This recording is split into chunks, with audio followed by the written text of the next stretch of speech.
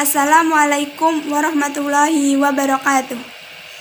Perkenalkan, nama saya Novika Dunur Fadilah, NIM 193111125 dari kelas PAI 5D.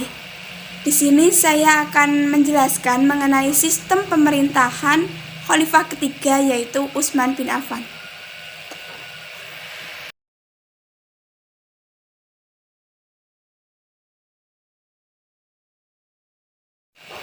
Khalifah Utsman bin Affan adalah khalifah ketiga setelah Khalifah Umar bin Khattab.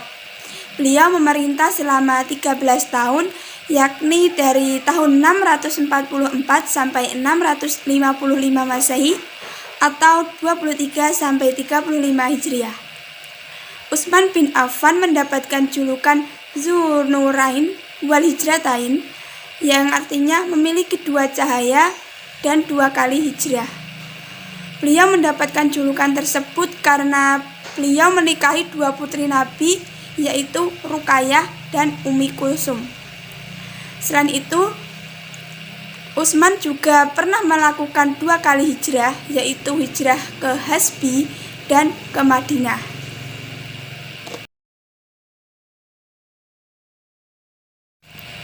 Pengangkatan Utsman bin Affan menjadi khalifah. Sebelum Umar bin Khattab wafat, Umar telah mengangkat 6 orang yang bertugas menentukan khalifah selanjutnya.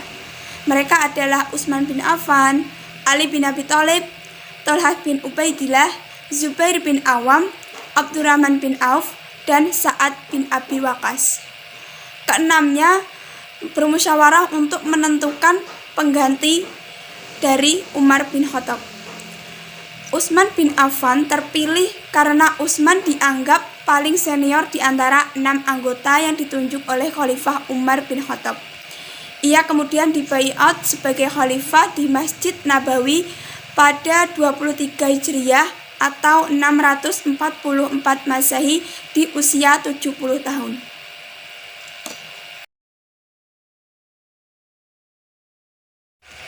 Sistem pemerintahan Utsman bin Affan. Yang pertama, dalam bidang politik dalam negeri. Lembaga pemerintahan dalam negeri pada masa Utsman bin Affan terbagi menjadi beberapa bagian, antara lain, yang pertama, lembaga pembantu atau wazir muawin. Wazir muawin adalah pembantu yang diangkat oleh khalifah agar membantu tugas-tugas serta tanggung jawab kekhalifahan Islam. Tugas dari wazir muawin ini adalah membantu khalifah dalam bidang pemerintahan dan membantu khalifah dalam bidang administrasi. Kemudian yang kedua, lembaga pemerintahan daerah atau gubernur. Awal pemerintahan Khalifah Utsman bin Affan, para pemimpin daerah yang telah diangkat oleh Umar bin Khattab telah menyebar ke berbagai daerah dan kota Islam. Pemerintahan ini dipimpin oleh seorang gubernur yang telah ditetapkan oleh Khalifah Utsman bin Affan. Masa pemerintahan gubernur ini berlangsung selama 1 tahun. Kemudian yang ketiga yaitu lembaga hukum. Dalam lembaga hukum terdapat 2 hal yang mendasari, yaitu menjaga teks-teks pada masa Nabi Muhammad SAW dalam bidang hukum, serta meletakkan hukum baru untuk memperkuat fondasi negara Islam. Kemudian lembaga yang keempat yaitu lembaga Baitul Mal atau lembaga keuangan. Bentuk peran Baitul Mal ini mengurusi semua masalah keuangan negara. Tugas dari Baitul Mal mulai dari membayar gaji para khalifah, gaji para pemimpin daerah atau gubernur, gaji para tentara, dan gaji para pegawai yang bekerja di pusat pemerintahan. Baitul Mal juga mengatur semua masalah pajak dan masalah-masalah sarana dan prasarana. Kemudian lembaga yang kelima yaitu lembaga militer. Utsman bin Affan memiliki tokoh-tokoh yang mampu memimpin kekuatan Islam seperti Al-Walid, Abu Musa al-Asy'ari, dan Sa'id bin al-As. Tokoh-tokoh militer tersebut sangat berjasa dalam menumpas pemberontakan yang terjadi setelah Umar bin Khattab. Kemajuan militer pada waktu itu membawa pemerintahan Islam di bawah kepemimpinan Utsman bin Affan ke puncak kejayaan. Kemudian lembaga yang keenam yaitu lembaga Majelis Syuro.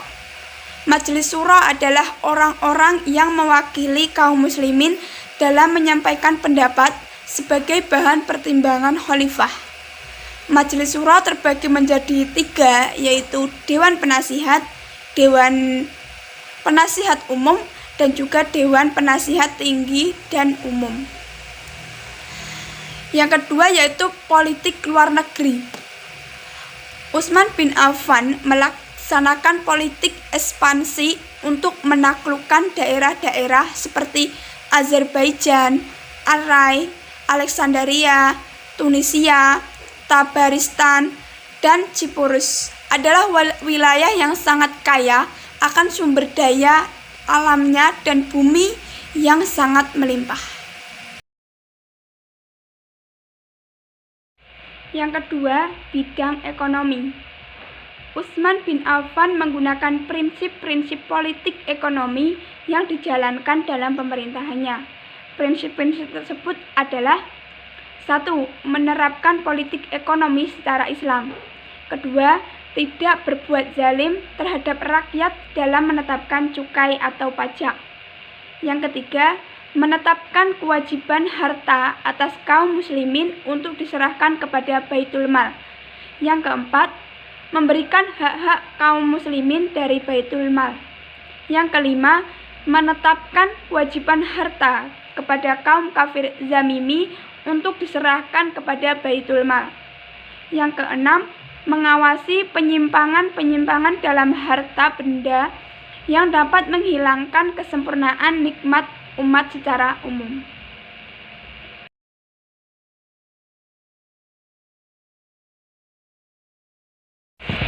Yang ketiga, bidang sosial. Pada masa Khalifah Utsman bin Affan telah memberi kebebasan kepada umatnya untuk keluar daerah. Kaum muslimin dapat memilih hidup yang serba mudah daripada di masa Umar bin Khattab yang dirasakan terlalu keras dan ketat dalam pemerintahannya.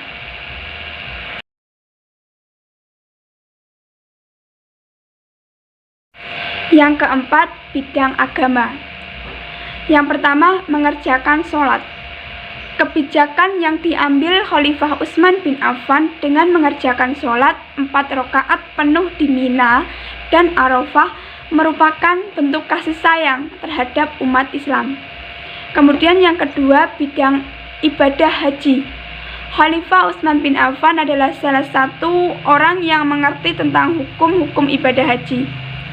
Utsman bin Affan juga melarang umatnya untuk beribadah haji jika tidak sesuai dengan hukum-hukum haji. Yang ketiga, pembangunan masjid. Masjid yang dibangun pada masa Utsman bin Affan yaitu Masjidil Haram, kemudian Masjid Nabawi, dan Masjid Kuba. Selanjutnya, pembukuan Al-Quran. Penyusunan kitab suci Al-Quran adalah suatu hasil dari pemerintahan Khalifah Utsman bin Affan. Tujuan dari penyusunan kitab suci Al-Quran ini untuk mengakhiri perbedaan serius dalam bacaan Al-Quran. Utsman bin Affan menginginkan saling bersatunya umat Islam dalam satu bacaan Al-Quran. Kemudian yang kelima ada penyebaran agama Islam. Penyebaran agama Islam pada masa Khalifah Utsman bin Affan salah satunya dilakukan dengan cara ekspedisi ke wilayah yang menjadi jelajah Islam. Ekspedisi yang dilakukan bukan hanya untuk menaklukkan daerah saja, tetapi juga untuk menyebarkan agama Islam serta menyempurnakan agama di wilayah tersebut.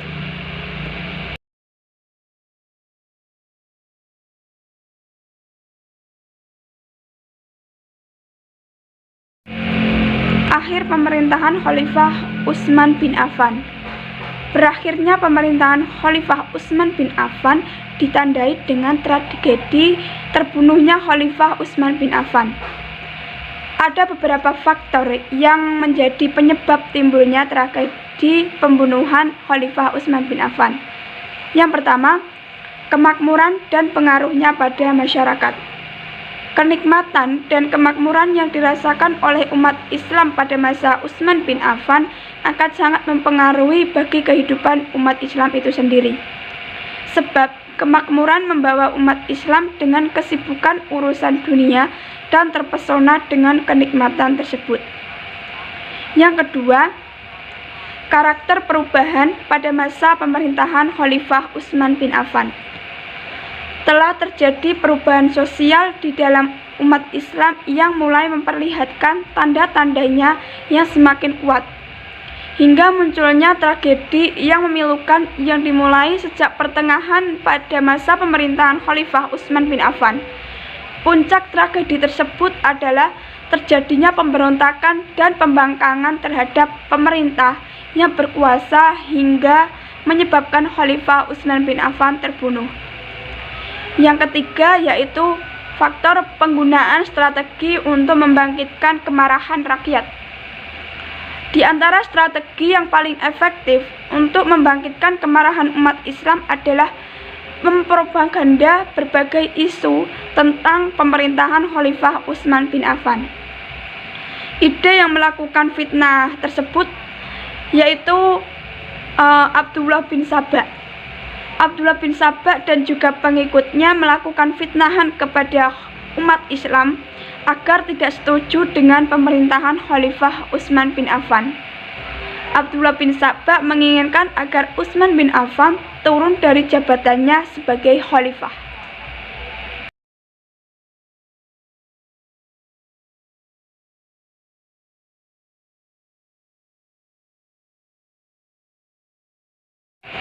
Ya, demikian adalah paparan mengenai sistem pemerintahan pada masa Khalifah Utsman bin Affan.